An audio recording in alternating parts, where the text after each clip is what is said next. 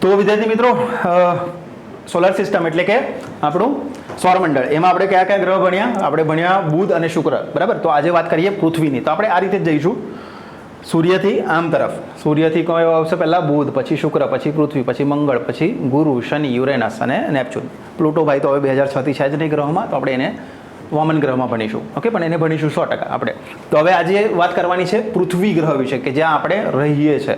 તો આની ઘણી બધી વસ્તુ આપણને ખબર હોવી જોઈએ. આમાંથી કદાચ ક્વેશ્ચન્સ આવે તો ખોટો તો ના જ પડવો જોઈએ, કેમ કે જેના પર આપણે રહીએ છીએ એના વિશે તો થોડુંક જ્ઞાન આપણને હોવું જોઈએ.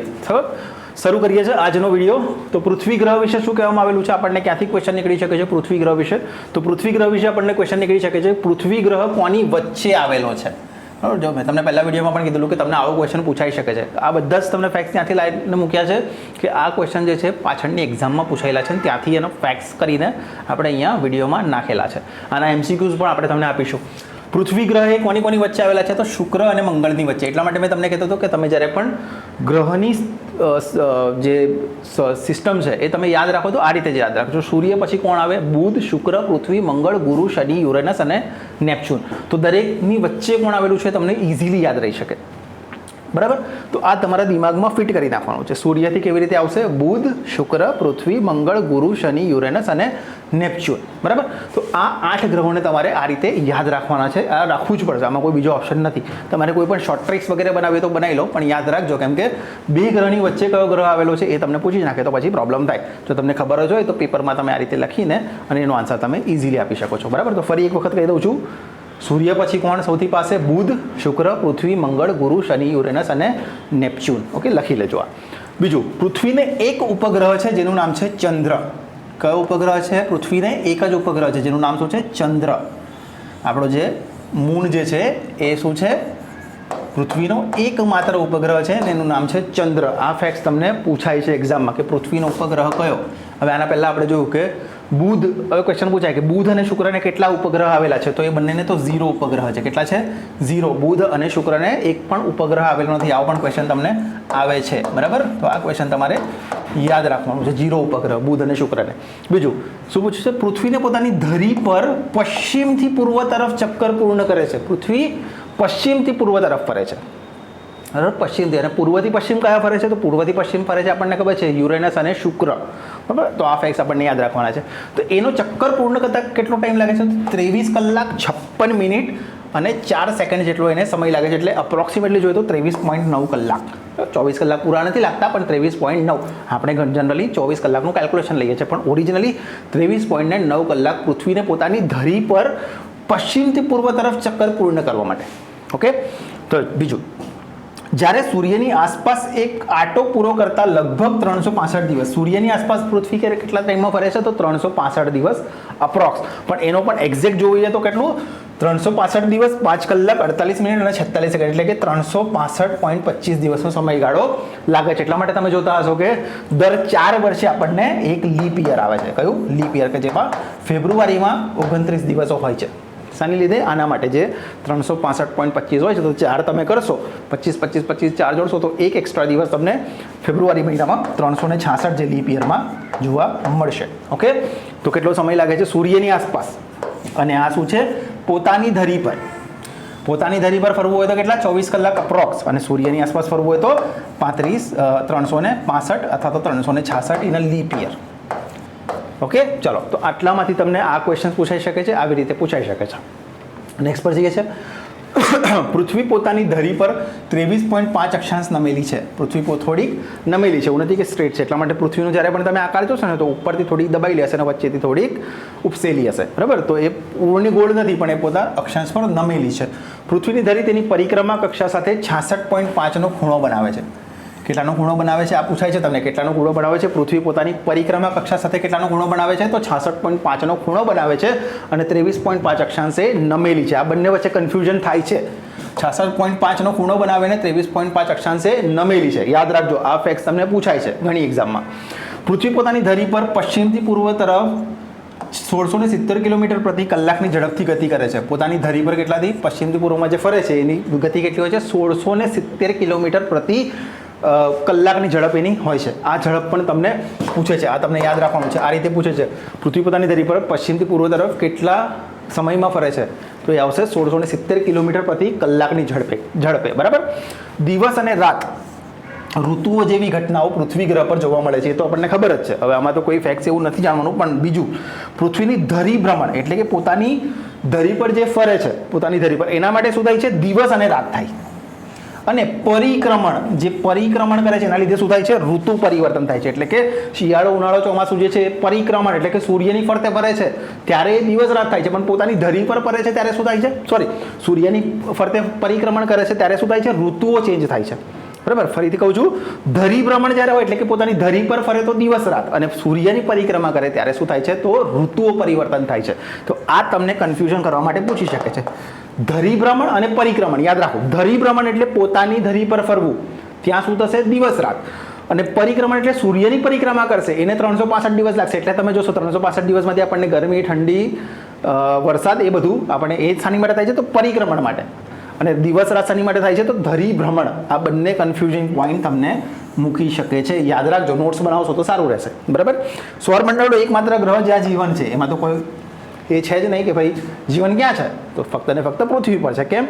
એના માટે એને આગળ જોઈશું કે એને આપણે શું કહીએ છીએ? Blue planet. કેમ કે ત્યાં વધારે કરીને જળ આવેલું છે. ઓકે, તો આ સ્લાઇડ પરથી આટલી ફેક્ટ્સ તમારે જાણવી બહુ ઇમ્પોર્ટન્ટ છે. અહીંયાથી ક્વેશ્ચન્સ નીકળે છે. નેક્સ્ટ જઈએ છે, પૃથ્વીની આસપાસ વાતાવરણની જાડાઈ અંદાજિત 800 થી 1000 કિલોમીટરની છે. વાતાવરણ જે પૃથ્વીની ફરતે આવેલું છે એની જાડાઈ કેટલી છે? 800 થી 1000 કિલોમીટરની છે. જે પૃથ્વીના દડા જેવી ગોળ નથી, પણ નારંગી જેવી છે. બરાબર. નારંગી તમે જોશો ને તો એમ ગોળ નથી આવતી, એમ થોડી ચપટી આવે છે. તો પૃથ્વી ઉપરથી ચપટી અને વચ્ચેથી ઉપસેલી છે. ઓકે. પૃથ્વી ધ્રુવ પ્રદેશોની આગળથી જરા ચપટી છે. ધ્રુવ પ્રદેશો એટલે કે ઉપરનો પ્રદેશ. પૃથ્વી જો હોય છે તો ઉપરનો પ્રદેશ ઉપર, અને અહીંયા બંને તરફ છે ને ધ્રુવ કહેવાય, અને વચ્ચેનો જે છે એને વિષુવવૃત્ત કહેવાય. શું કહેવાય? વિષુવવૃત્ત. વિષુવવૃત્ત ઉપર થોડીક ફૂલેલી. બરાબર. એટલે નારંગી આપણે જોઈએ તો વિષુવવૃત્ત એટલે આમ થોડીક ફૂલેલી હશે, અને ઉપરથી જોઈએ તો એ થોડી ચપટી હોય છે. બરાબર. તો સેમ નારંગી જેવો આકાર જે છે પૃથ્વીનો છે. ઓકે. તો વિષુવવૃત્ત, આઈ હોપ તમને ખબર હશે વિષુવવૃત્ત શું અને ધ્રુવવૃત્ત શું. બરાબર. તો ધ્રુવની વાત કરીએ તો ધ્રુવ શું છે?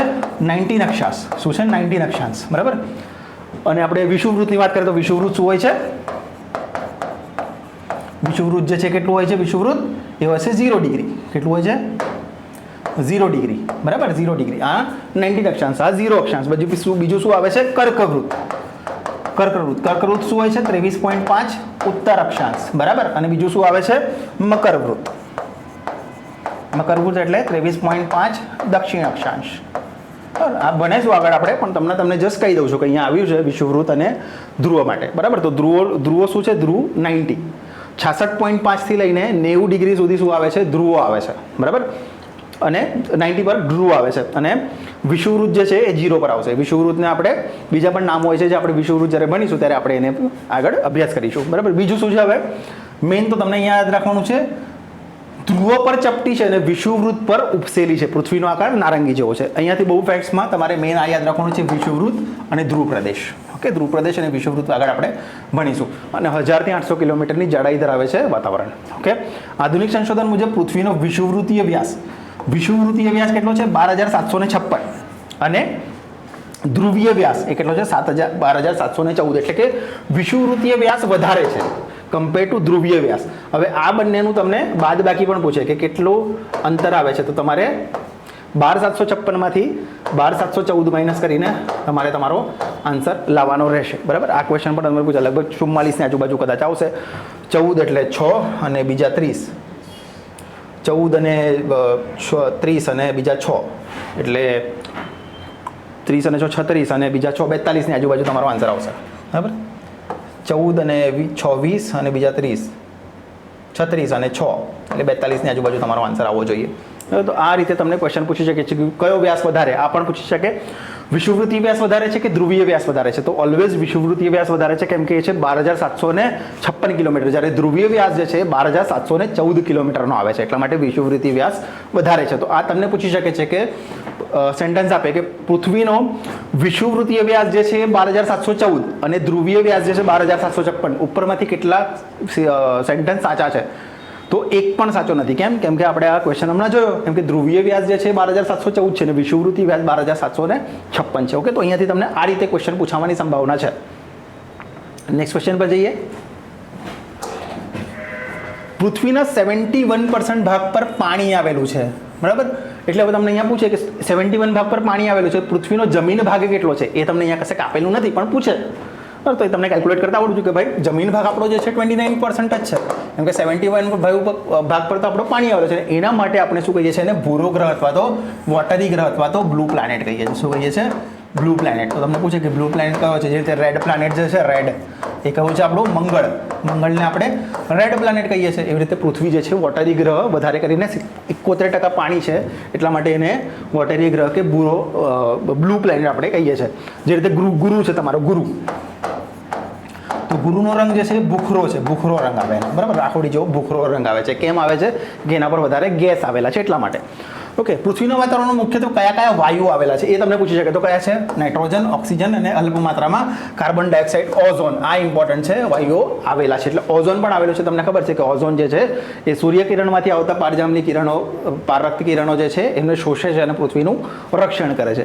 તો પૃથ્વી પર ઓઝોન પણ છે, હાઇડ્રોજન પણ છે, નાઇટ્રોજન, ઓક્સિજન અને કાર્બન ડાયોક્સાઇડ બધા જ વાયુઓ પૃથ્વી પર આવેલા છે, બરાબર. ઓઝોન વાયુ સૂર્યમાંથી આવતા પારજામની કિરણોનું શોષણ કરી સજીવોનું રક્ષણ કરે છે. તો આ પૂછાઈ શકે કયો વાયુ પૃથ્વીનું રક્ષણ કરે છે? તો એ કયો આવશે? ઓઝોન વાયુ.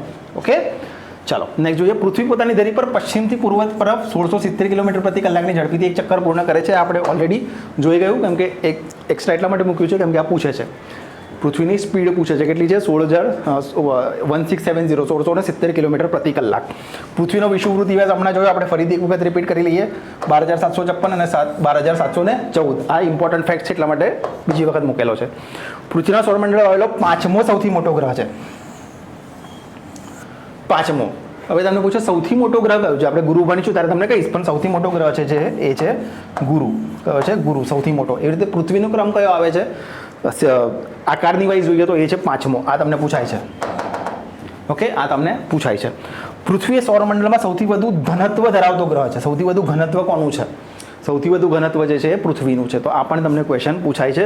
સૌથી વધુ ઘનત્વ ધરાવતો ગ્રહ સૂર્યમંડળમાં કયો છે? તો કે સૌરમંડળમાં કયો છે? તો એ કયો આવશે? આપણો પૃથ્વી ગ્રહ. અને એનો આકારમાં કયો ગ્રહ આવે છે? 5મો. અને આકારમાં સૌથી મોટો ગ્રહ તમને પૂછે તો એ કયો આવશે? ગુરુ. અને આકારમાં સૌથી નાનો પૂછે તો એ કોણ આપણે ભણી લીધું છે? બુધ. ઓકે, તો આપણે દરેક વસ્તુને ટ્રાય કરીશું મેક્સિમમ કવર અપ કરવાનો. તો સૌથી નાનો જો કે તો બુધ, સૌથી મોટો કે તો ગુરુ, અને 5મા નંબર પૃથ્વી કયા નંબરનો છે? તો 5મા નંબર તો સૌથી મોટો આવશે, બરાબર. અને સૌથી વધુ ઘનત્વ ધરાવતો કે તો પણ પૃથ્વી. ઓકે, તો ચલો નેક્સ્ટ સ્લાઇડ પર જઈએ. ડન. તો આજના સ્લાઇડમાં આટલી ઇન્ફોર્મેશન આપણી માટે ઇમ્પોર્ટન્ટ છે. આઈ હોપ આ વિડીયો તમને સારા લાગતા હશે. આ વિડીયો તમને સારા લાગતા હોય તો મેક્સિમમ વિડીયોઝને સબસ્ક્રાઇબ કરો અને આ ચેનલને સબસ્ક્રાઇબ કરીને મેક્સિમમ લોકો સુધી પહોંચાડવા ચેનલને. આ રીતે આપણે વિડીયોઝ મૂકી રહ્યા છે. બીજું, તમને જે પણ ડિટેલ્સ જોઈતી હોય કે તમને કોઈ પર્ટિક્યુલર સબ્જેક્ટ પર વિડીયો જોઈએ છે તો આના ડિસ્ક્રિપ્શન બોક્સમાં તમે સબ્જેક્ટનું નામ લખો, અને ઇવન જો તમે લખી શકતા હો તો પોઈન્ટ અથવા ચેપ્ટરનું નામ લખો તો એ પણ આપણે તમને આપીશું. ઓકે, ચાલો, thank you very much for your cooperation.